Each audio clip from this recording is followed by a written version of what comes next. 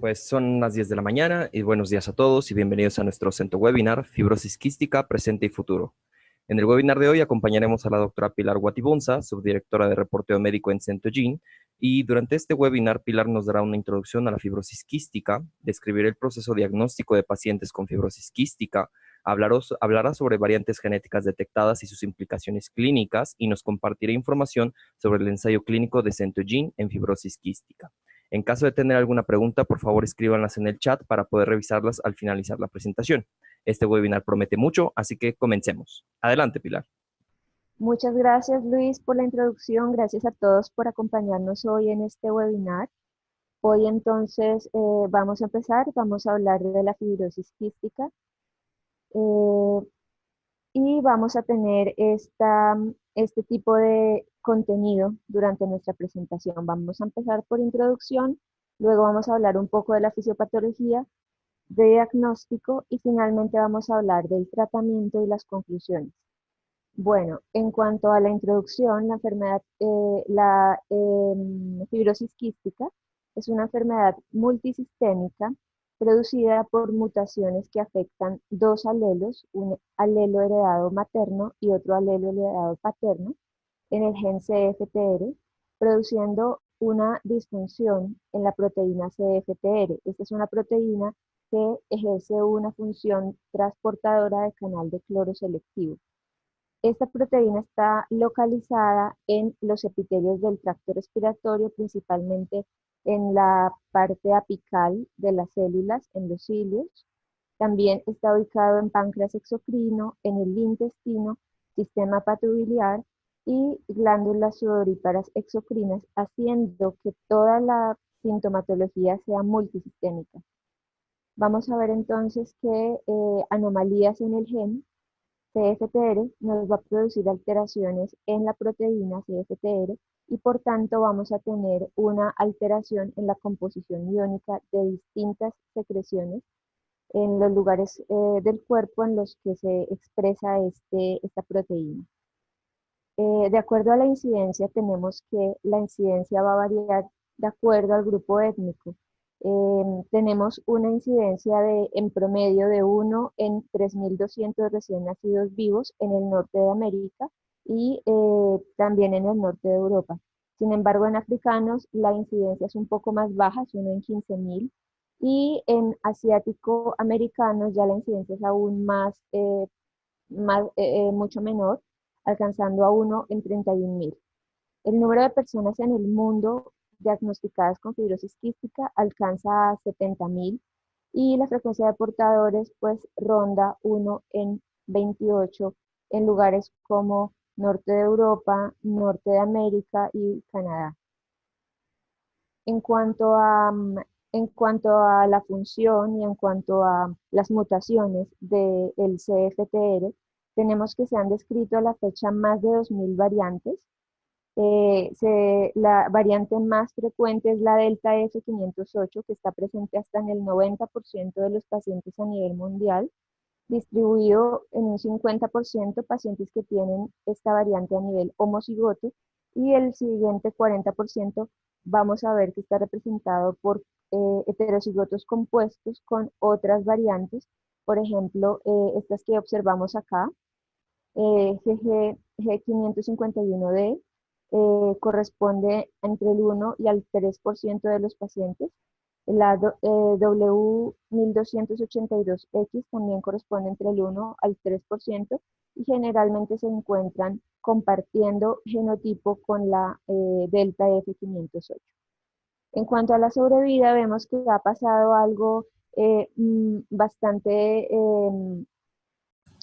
en cuanto a la sobrevida, vemos que ha cambiado.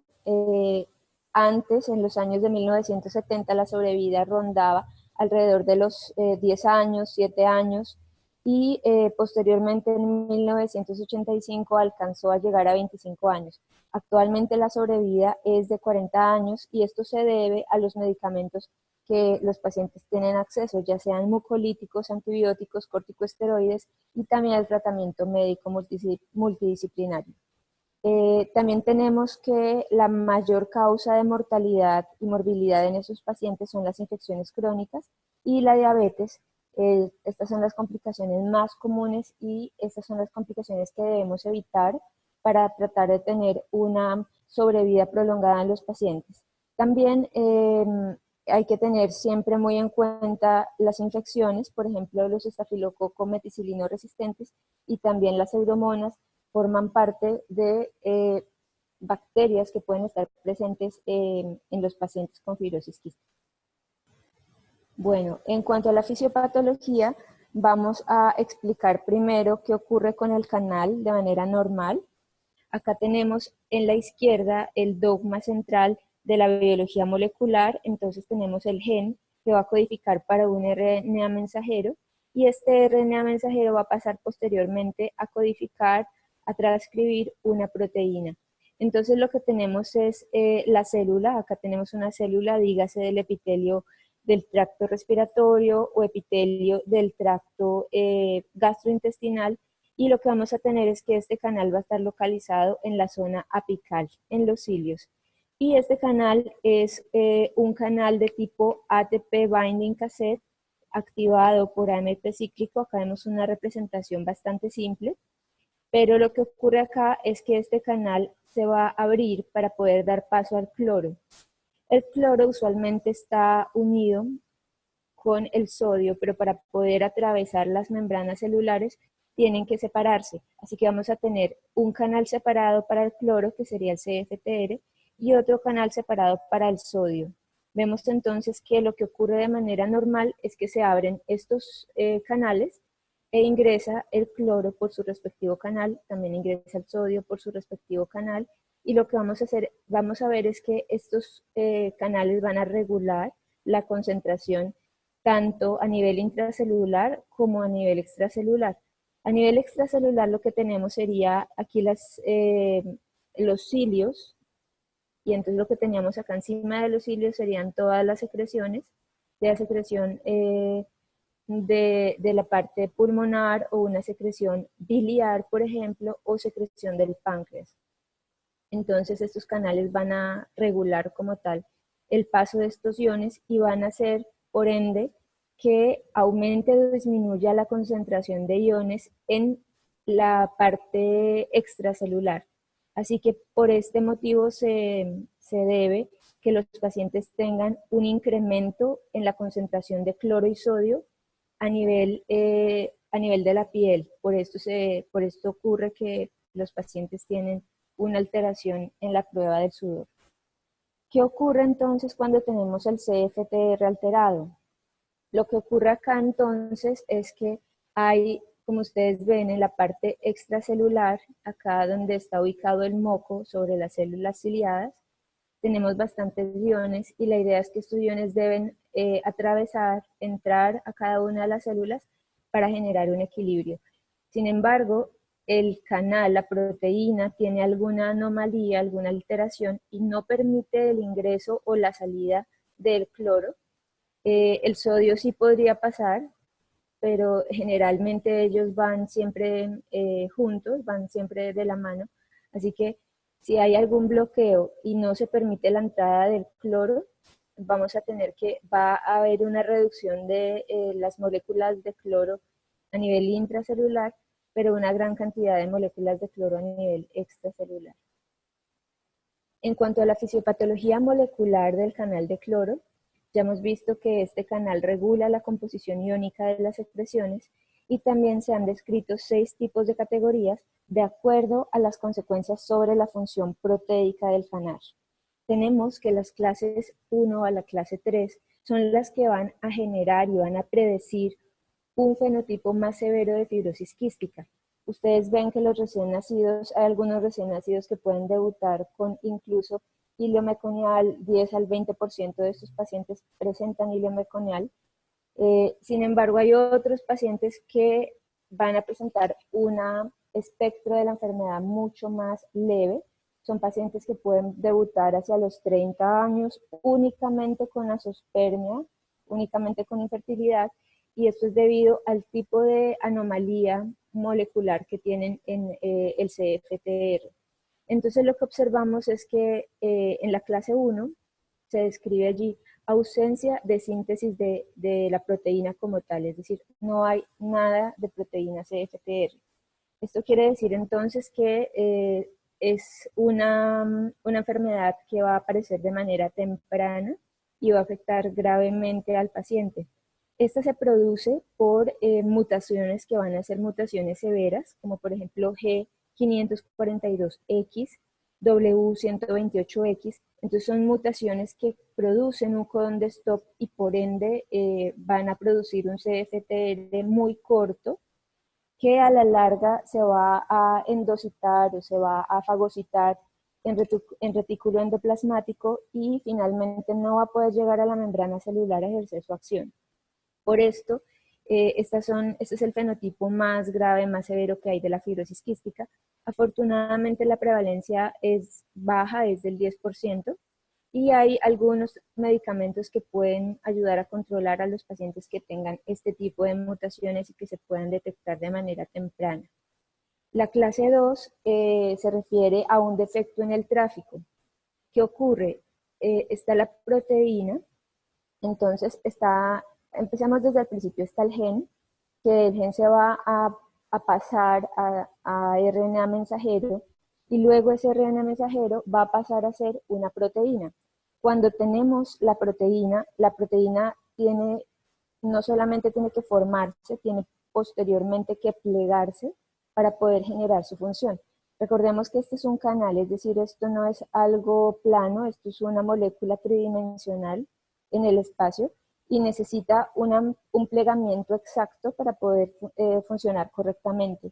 Y acá lo que tenemos es que no hay un plegamiento adecuado o no hay un tráfico adecuado desde el retículo endoplásmico, desde el aparato de Golgi hasta la membrana celular. Así que vamos a tener muy pocos CFTR funcionales en la membrana donde debe generar su acción. Por ello, entonces, también producen un fenotipo severo. Esta clase corresponde al 88% de las mutaciones encontradas en fibrosis quística y aquí vemos la famosa mutación delta F598. Otras adicionales y acá el tratamiento ideal sería terapia combinada lumacaftor y bacaftor. Ahora, pasando a la clase número 3, tenemos defecto de la regulación del canal. Entonces, en este tipo de defecto, lo que tenemos es que ha pasado la síntesis, ha pasado el tráfico, y acá el problema es que la proteína está anclada en la membrana, pero no está funcionando correctamente. Este tipo de alteraciones se ven cuando hay anomalías genéticas en los reguladores internos de este CFTR. Y acá vemos algunos de los ejemplos. G551D, G551S. Esto ocurre en el 4% de los pacientes y lo que vamos a tener es que estos pacientes responden muy bien a la terapia con ivacaftor. Ahora pasando a la clase número 4, 5 y 6, ya como vimos estas categorías que tenemos acá, nos van a predecir unos fenotipos más leves. Entonces acá lo que tenemos es en la clase 4, por ejemplo, un defecto en la conductancia. Entonces el canal está allí, está en la membrana, ya ha pasado síntesis, tráfico, la regulación, sí tiene la regulación, pero tiene algún defecto en la conductancia como tal. No puede controlar cuántas moléculas tiene que dejar cruzar a través de la membrana. Así que produce un fenotipo mucho más leve. También el tratamiento sería con ivacaftor.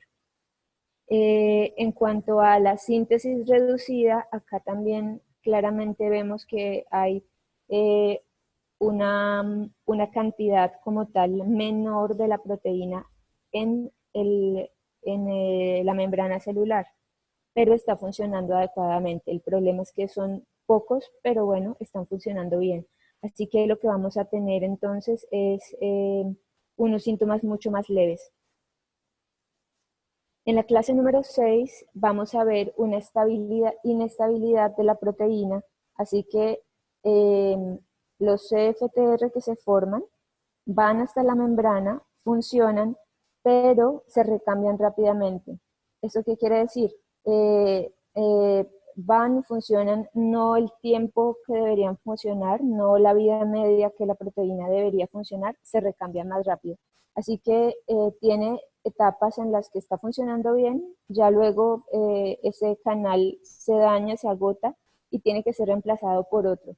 Entonces, esta inestabilidad de la proteína también es uno de los que indica que el fenotipo va a ser más leve. Y acá vemos pues algunas de lesiones pequeñas, inserciones pequeñas y un codón de stop que está más hacia el final. Acá vemos los codones de stop que están más hacia el principio de la proteína. También para estas dos hay medicamentos específicos, ya sean moduladores del splicing o estabilizadores como tal de HGF.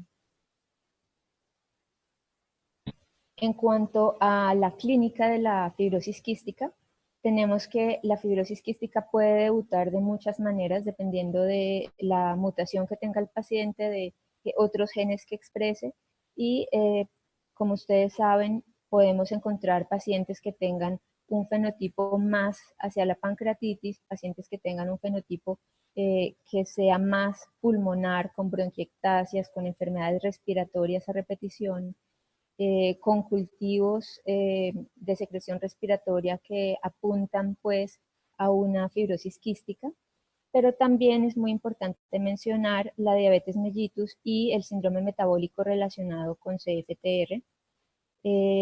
Por último, aspergilosis broncopulmonar y rinosinusitis crónica. Bueno, en cuanto al diagnóstico, tenemos que hay un gran cambio que ha habido en los últimos años con el diagnóstico y es el diagnóstico presintomático. En el pasado se hacía únicamente diagnóstico sintomático, así que cuando se tenía signos o síntomas de fibrosis quística, se buscaba anomalía en el CFTR y allí se hacía el diagnóstico de fibrosis quística.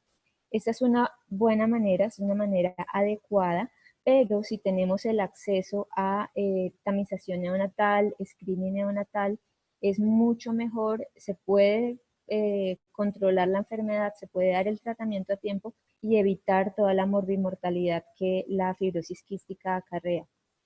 En el diagnóstico presintomático, entonces, lo que tendríamos sería la identificación de pacientes en el tamizaje neonatal y posteriormente la confirmación a través de dos variantes que sean patogénicas y que sean bialélicas para el gen. Bialélicas quiere decir que una variante sea heredada del padre y la otra variante sea heredada de la madre, es decir, que las dos variantes identificadas estén en trans. Hay pacientes que podrían, por ejemplo, tener unas características clínicas similares a la fibrosis quística y no se encuentra ninguna de las mutaciones de fibrosis quística, entonces en esos casos tendríamos que hacer un estudio más avanzado para poderlo detectar.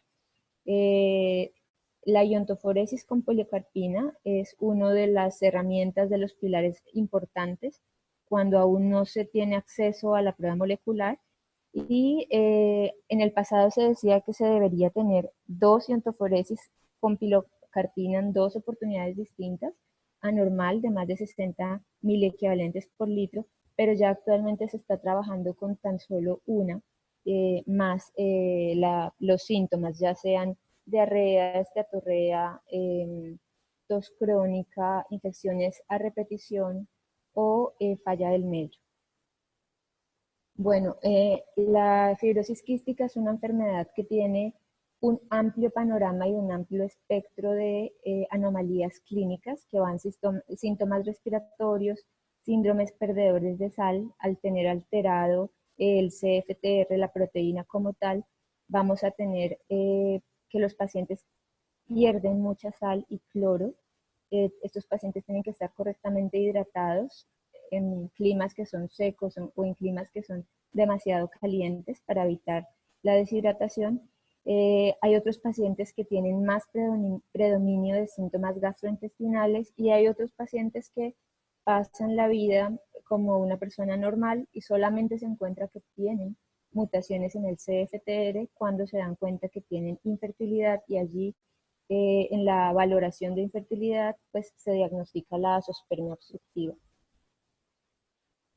Bueno, en cuanto a la evidencia de anormalidad del CFTR, tenemos que se puede trabajar con dos iontoforesis con pilocarpina anormales, que serían mayor de 60 milequivalentes por litro, en niños mayores a 6 meses. Hay que tener mucho cuidado con el laboratorio al que se mande la iontoforesis. Tiene que ser un laboratorio que cumple todos los estándares de calidad, que cumple con todos los requisitos, con todas las valoraciones estadísticas para definir como tal los puntos de corte. Y sobre todo, esta iontoforesis con pilocarpina, la idea no es utilizarla en niños menores a 6 meses porque se tienen muchos falsos negativos. Entonces tenemos acá cuatro evidencias, 4 puntos como se puede encontrar anormalidad en el CFTR. Uno sería las dos iontoforesis anormales, 2 ocasiones distintas.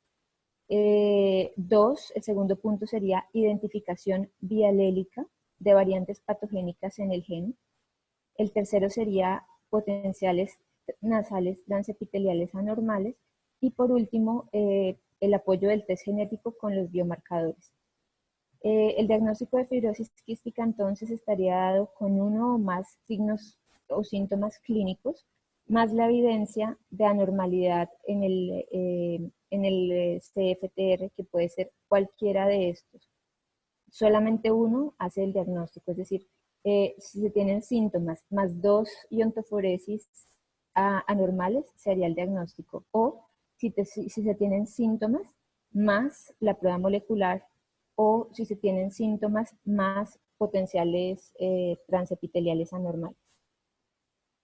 Bueno, en cuanto a la parte genética, tenemos acá una representación esquemática que nos provee Alamut Visual 2.11 acerca del gen. Entonces, este es un gen que tiene 27 exones, y lo que observamos acá son las mutaciones que se pueden reportar por ClinVar. Hay mutaciones que se encuentran tanto en los exones como mutaciones intrónicas. Entonces podemos observar que de lesiones en la región intrón-exón, recordando que los exones son aquellas partes que van a producir proteína, que van a codificar como tal para una proteína, y acá tenemos entonces un intrón o región que usualmente no codifica para proteína, pero es muy importante porque estas regiones intrónicas van a jugar un papel importante en el splicing. Entonces, por este motivo es muy importante secuenciar también estas regiones intrón-exón. Muchas variantes patogénicas se encuentran en esta región. Y acá les estoy mostrando en el ejemplo de la derecha el delta F508, que sería la mutación más frecuente en la población con fibrosis quística. Esta es la manera como se observa entonces en el Alamut. Es una mutación que se encuentra presente y que afecta a varios dominios proteicos de esta proteína. ¿Qué tipos de pruebas puede ofrecer Centogene para hacer el diagnóstico de pacientes con fibrosis quística? Se tiene entonces el acceso a paneles, por ejemplo el CentoICU. Ese es un panel muy útil porque se puede enviar en recién nacidos, tiene un tiempo de entrega de resultados bastante corto, entonces se puede tomar decisiones clínicas muy rápido. También ofrecemos la secuenciación completa del gen, se ofrece el estudio de portador para las familias, se ofrece también pruebas de lesión duplicación, y se ofrece también el servicio de sangre con de lesión duplicación.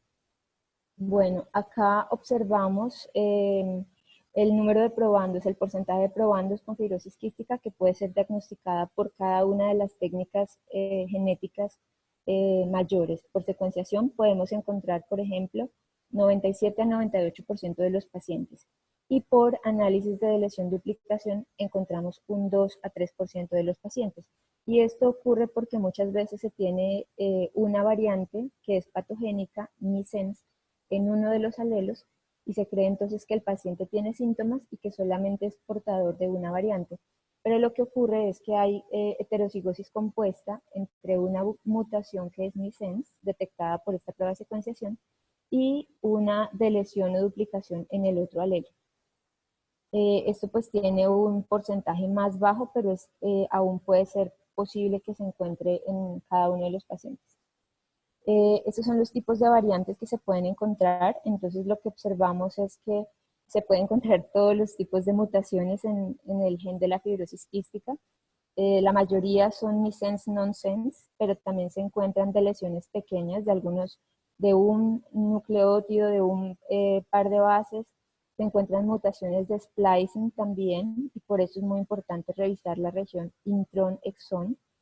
Se encuentran inserciones pequeñas, grandes de lesiones, rearreglos complejos. En estos casos también es muy importante ir por otras técnicas distintas a la secuenciación de próxima generación. Por ejemplo, se puede hacer detección de estos rearreglos complejos por MLPA o por qPCR.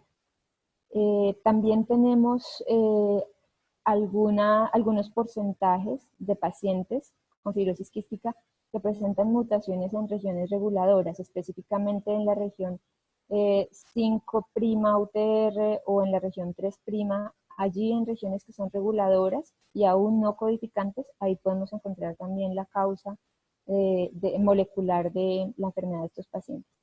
Y finalmente, grandes inserciones, grandes de lesiones.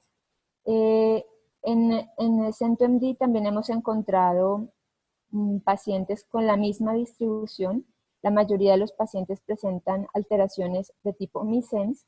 Otros pacientes van a presentar pequeñas lesiones, pequeñas duplicaciones, anomalías como tal en las regiones regulatorias y rearreglos complejos. Bueno, ese fue el primer punto. El siguiente punto es la clasificación de la variante. Seguramente muchos de ustedes ya se han enfrentado a que les llegan reportes genéticos de pacientes mencionando de pronto la clasificación patogénica, probablemente patogénica, variante de significado clínico incierto, por supuesto las que son probablemente benignas y benignas, generalmente los laboratorios no las reportan, no tendría ningún sentido, pero entonces este es como el esquema que nosotros presentamos, es la manera como nosotros reportamos las variantes y claramente únicamente vamos a reportar patogénica, probablemente patogénica y buses. Las que son benignas y probablemente benignas no las vamos a reportar. En Centogene nosotros comprendemos que esta categoría de bus es un cajón muy grande en donde cabe cualquier cosa, cualquier variante genética que todavía desconocemos si se trata de una variante que pueda llegar a ser probablemente patogénica en el futuro o probablemente benigna. Pero nosotros solamente reportamos, y acá tenemos una clara distinción entre tres tipos de buses, una bus que tiende más a estar acá en el lado rojo y a convertirse en el futuro en una variante probablemente patogénica. Esas son las únicas que vamos a reportar. Hay unas buses que son mixtas, que realmente están en todo el centro, generalmente no se reportan, a menos que esté segregando en la familia, y hay unas buses que son demasiado débiles para producir enfermedad y son buses que nosotros generalmente no reportamos, o cuando tenemos una gran casuística interna o cuando estas variantes están reportadas también en bases de datos poblacionales como EXAC o GenomeAD.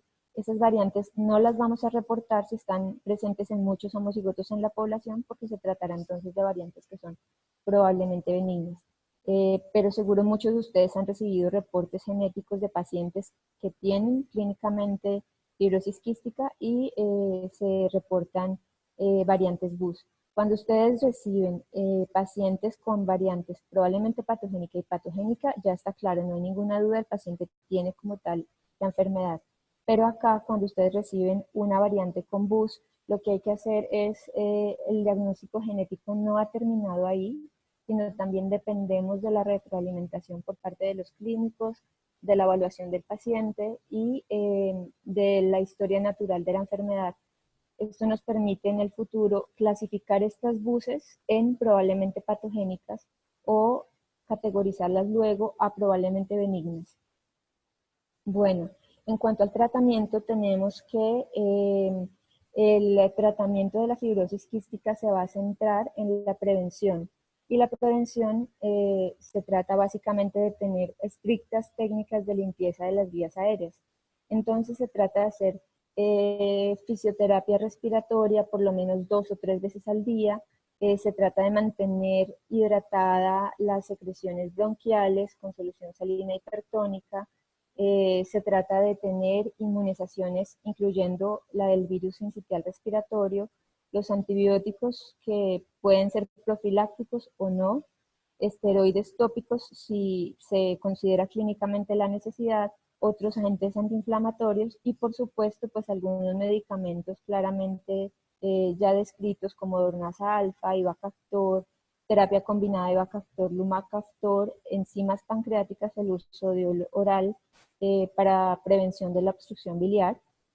Y desde la parte nutricional vale mucho la pena, muchas veces se olvida esta parte nutricional en los pacientes y realmente lo que tenemos es que son pacientes que van a tener falla del medro o desnutrición crónica, van a tener desnutrición crónica y por tanto se requieren suplementos nutricionales, vitaminas liposolubles y zinc, además de adecuada hidratación y suplementos con cloruro de sodio. En cuanto a endocrinología, esta es la parte también junto con la respiratoria que causa mayor complicación a largo plazo, la diabetes mellitus relacionada con la fibrosis quística. Y finalmente, pues, la cirugía, el manejo quirúrgico, ya sea del hilo meconial o si hay necesidad como tal de hacer trasplantes pulmonares o corazón-pulmón. En cuanto a la terapia respiratoria, esta es la parte más importante y esto es responsabilidad del paciente.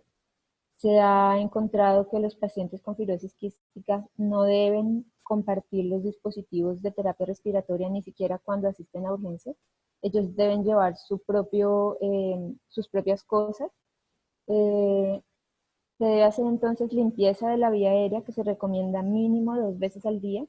Algunos autores la recomiendan 3 o 4 veces al día. Y esto permite tener un alto flujo en el tórax y mover como tal estas secreciones que se van acumulando. En cuanto a la dieta, estos pacientes tienen que ser valorados por nutricionistas. Se va a tener entonces una dieta que sea alta en calorías, alta en grasas y proteínas. Los niveles de kilocalorías por kilogramo al día rondan 90 a 100.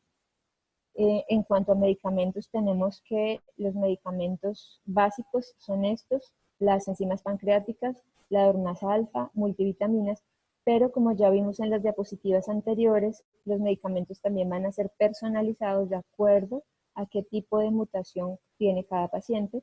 Ya se sabe el perfil de seguridad y qué medicamento, qué combinación de medicamento funciona más para pacientes que tengan cierta mutación genética comparada con otros que tienen distinta mutación genética.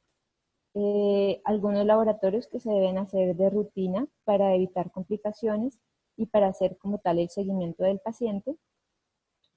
En cuanto a el pronóstico, lo que se ha encontrado es que el mejor predictor de la progresión de la enfermedad va a ser el índice de aclaramiento pulmonar. Este incluso es mucho mejor que el volumen expiratorio forzado en el primer segundo. Además, pues vale la pena tener la terapia combinada, Lumacaftor y Ivacaftor, en pacientes que son homocigotos para la mutación delta F508. Y bueno, esto mejora bastante la sobrevida de los pacientes.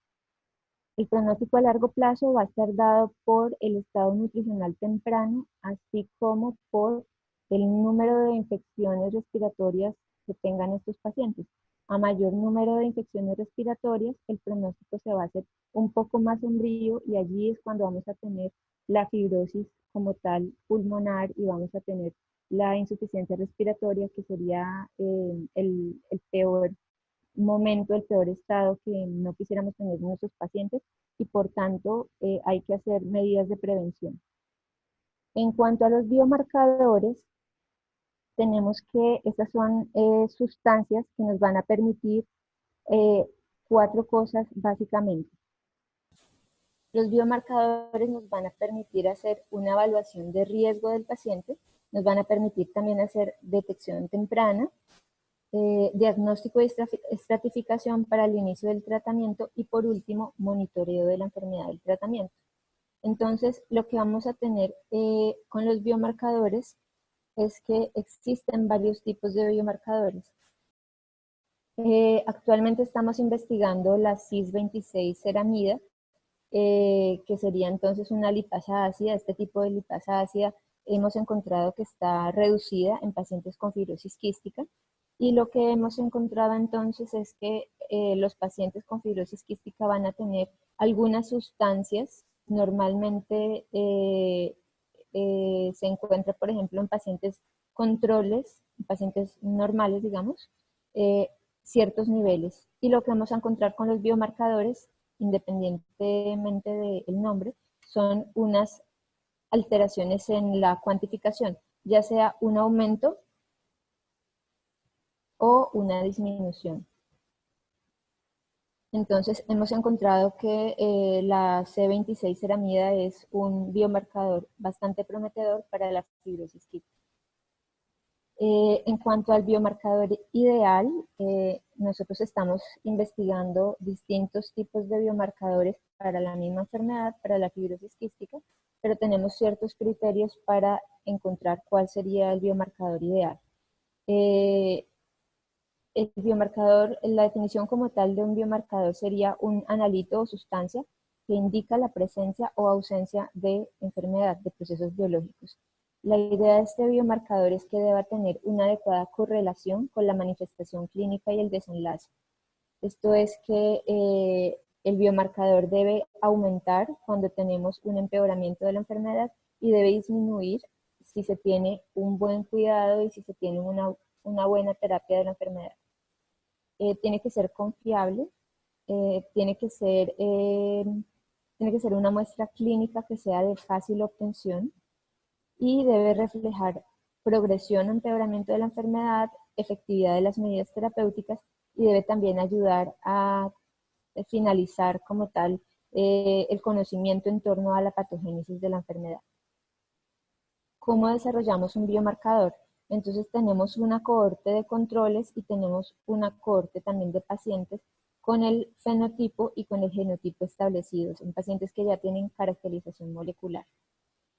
Hacemos entonces, a partir de una muestra de sangre en filtro, en papel filtro, hacemos un método de extracción de las sustancias, lo pasamos a través de un tándem masas y miramos cuáles son las sustancias que tiene el perfil metabólico, por ejemplo, de los individuos sanos. Acá vemos la sustancia que está en verde, tiene este tamaño en todos los individuos de la cohorte de control. De otro lado, en el perfil metabólico de los individuos afectados vamos a encontrar esa misma sustancia o aumentada o disminuida en esta cohorte control. Por supuesto, es mucho más sencillo cuantificar una sustancia cuando está más incrementada que la población control que una sustancia que está más disminuida. Sin embargo, tenemos varios candidatos, unos candidatos para biomarcador que se tamizarían o se encontrarían en los pacientes aumentados y otros que se encontrarían también disminuidos con respecto a los controles, pero pues estamos en el curso de esta investigación, ya les estaremos contando como tal nuestras conclusiones. En Centogene generamos conocimiento para el beneficio global de los pacientes, así que me gustaría centrarme un poco en el ensayo clínico que se está realizando en este momento con respecto a la fibrosis quística. Entonces, este es un tipo de estudio que es observacional, no es un estudio que vaya a tener alguna intervención, es únicamente observacional. Estamos esperando un número de participantes alrededor de 1000 pacientes de diferentes lugares del mundo, cohorte, prospectivo, y este sería entonces un estudio que busca como objetivo primario la secuenciación del gen de la fibrosis quística. Se entregarían como tal unos resultados en 4 semanas, y como objetivo secundario la determinación cuantitativa del biomarcador. Entonces lo que tenemos es que tenemos distintos biomarcadores para la fibrosis quística y nos interesa poder saber cómo está el biomarcador en diferentes etapas de la enfermedad y cómo está el biomarcador de acuerdo a la terapia farmacológica que esté recibiendo el paciente. La fecha de inicio entonces fue en agosto del 2018, pero pues estaremos recolectando pacientes por los siguientes años hasta junio del 2021. Los criterios de inclusión, por si ustedes están interesados, es un consentimiento informado, tiene que estar firmado por los dos padres. La población de estudio entonces sería pacientes que tengan una alta sospecha de fibrosis quística. El género puede ser femenino o masculino, pero tienen que ser pacientes que sean mayores de 2 meses de vida. Pacientes menores de 2 meses de vida no estamos aceptando en el momento en este estudio. En cuanto a la conclusión como tal del diagnóstico y del manejo integral, lo que tenemos es que Centogene está facilitando el diagnóstico en los pacientes para poder mejorar como tal el tratamiento, porque el tratamiento no solamente es el cuidado del paciente, también existe un tratamiento farmacológico dirigido de acuerdo a qué tipo de mutación tiene cada uno de los pacientes. Sin embargo, es muy importante realizar todas las estratificaciones de la línea de base, cómo está la función pulmonar, cómo están los cultivos de secreciones, el TAC pulmonar, y finalmente es bastante importante realizar el asesoramiento genético, descartar la enfermedad en otros hermanos del mismo caso índice, no olvidarse del páncreas. Si ustedes tienen pacientes que debutan o que tienen un espectro más severo en el lado respiratorio, no se deben olvidar nunca del páncreas. Siempre hay una afectación del páncreas cuando hay una afectación respiratoria, entonces eso se tiene que valorar en conjunto. Y la valoración nutricional, bastante importante, no se puede olvidar. Los centímetros que los pacientes dejan de ganar en la infancia ya luego no se pueden recuperar, entonces hay que dar, ahora que se está haciendo tamizaje y screening neonatal, hay que dar prelación a la parte nutricional y evitar que estos pacientes lleguen a falla del medro para allí comenzar a dar entonces las enzimas de terapia, las enzimas de reemplazo pancreático o las vitaminas o mejorar la dieta. Y pues tenemos también el tratamiento, ya sea farmacológico o no farmacológico, para la enfermedad. Bueno, aquí alguna muestra de Centogene en el mundo, entonces tenemos representación en diferentes países y se reciben muestras también de diferentes lugares del mundo. Para cerrar entonces, la fibrosis quística, el diagnóstico se puede realizar tanto de manera presintomática como sintomática. El diagnóstico molecular es bastante sencillo y confiable.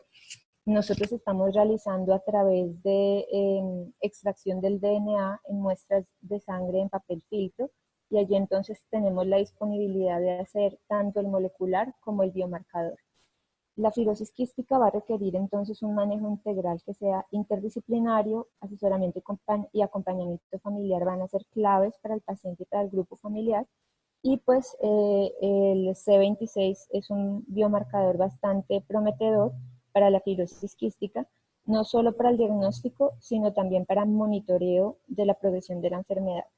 Y estamos mirando el cambio de este biomarcador de acuerdo a los diversos tratamientos, y el biomarcador también nos sirve para evaluar la efectividad de los tratamientos que se están dando.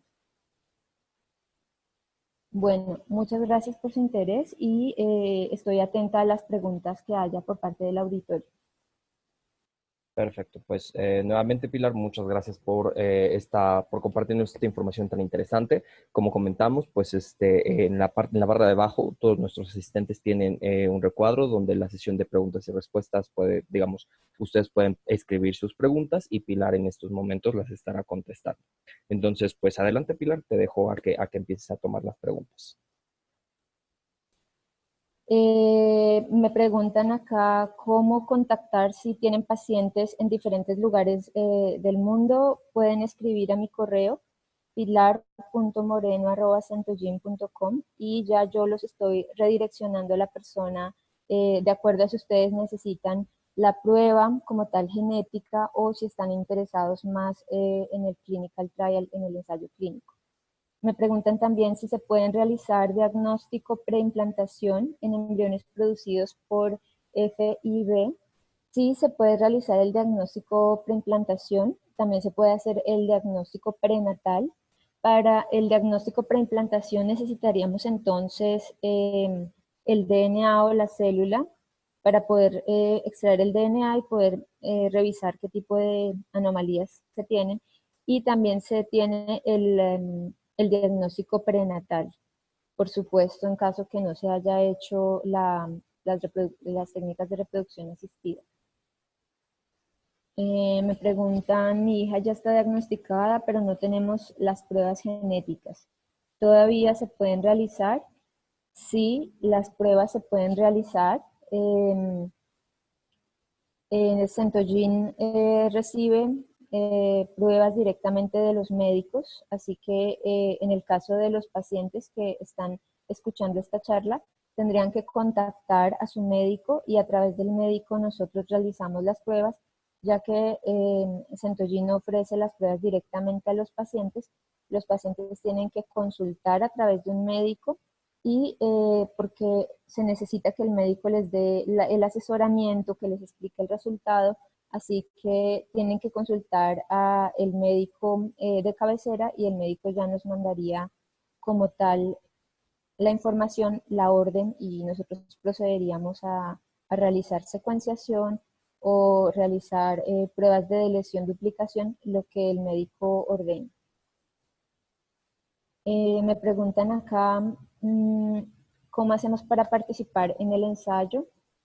Pueden mandar estas preguntas al correo pilar.moreno@centogym.com y allí yo los voy a redireccionar de acuerdo a en dónde están ubicados para ingresar al clinical trial o al ensayo clínico. Me preguntan también cuántas mutaciones se recomienda sean consideradas en el panel molecular. Bueno, como mostré en la diapositiva de Alamut con los 27 exones, existen mutaciones en cada uno de estos exones, es decir, sé que de pronto en el pasado se hacía el diagnóstico molecular de las 5 mutaciones más frecuentes o de las 10 mutaciones más frecuentes o de los exones, por ejemplo, 11 y 10, que son algunos en los que se encuentran las mutaciones, pero nosotros lo que hacemos es todo el gen completo, porque como ya vieron, existen incluso mutaciones que están en las regiones intrónicas, exónicas, en las regiones regulatorias y rearreglos complejos. Así que nosotros lo que hacemos es no solo paneles que incluyen exones, sino todo el gen. Me preguntan, en relación con el diagnóstico neonatal, ¿los tamizajes genéticos son diagnósticos? Sí, sí se hace, por ejemplo, si se tiene una prueba de tamizaje neonatal, eh, tripsinógeno inmunoreactivo alterado y se hace también el tamizaje genético, ya tendríamos entonces 2 categorías y ya se tendría como tal el diagnóstico. Y ese es un escenario bastante positivo para los pacientes que no tienen síntomas porque se pueden dar tratamiento antes de que empiecen los síntomas. Bueno, me pregunta Alejandro Gaviño, ¿cómo podemos afiliarnos y enviar a los pacientes desde México? Tenemos representantes en México. Quizá se pueda hablar con Luis Vélez. Le cedo la palabra a Luis para que me ayude con esta parte de cómo afiliarse o cómo enviar pacientes desde México. Así que Luis.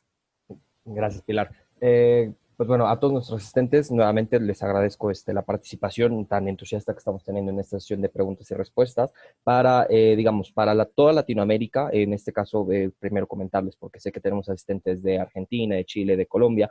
Tenemos representantes en cada una de sus regiones, entonces ya sea que contacten a la doctora Pilar o en esta sesión, que ahorita yo estoy contestando algunas preguntas no médicas, no técnicas, para poderle redirigir con nuestro representante que le pueda atender de manera personal. En el dado caso de México, pues como comenta Pilar, yo soy Luis Vélez, yo soy el gerente regional para México y mi correo, si lo gustan apuntar, es luis.veles@centogym.com. Ahí nos podemos poner en contacto justamente para explicarles cómo podemos generar alianzas y obviamente pues poder, en dado caso, enrolar a los pacientes que sean o que cumplan con los criterios de inclusión en el ensayo que estamos realizando para fibrosis quística.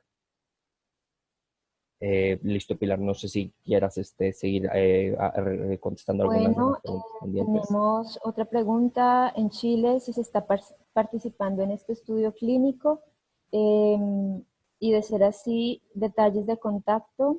Así que, por favor, si están interesados en el ensayo clínico, pueden escribirme a mi correo o pueden escribir también al correo de Luis, que ya se los ha dado previamente. Les agradezco mucho por haber asistido a este webinar. Esperamos poder crear más material en español, así que esperen nuestra charla acerca de enfermedad de Gaucher muy pronto. Alrededor de julio les estará llegando la invitación a través de sus correos electrónicos. Muchas gracias a todos y le doy la palabra a Luis.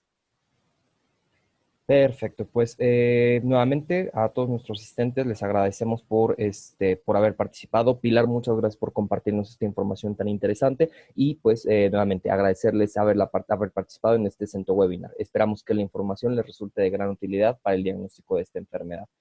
A continuación les vamos a dejar una encuesta para que nos ayuden con su retroalimentación sobre este webinar. Les pedimos que se tomen un minuto para contestarlas y pues nuevamente les agradecemos su participación y les deseamos un excelente día. Hasta luego.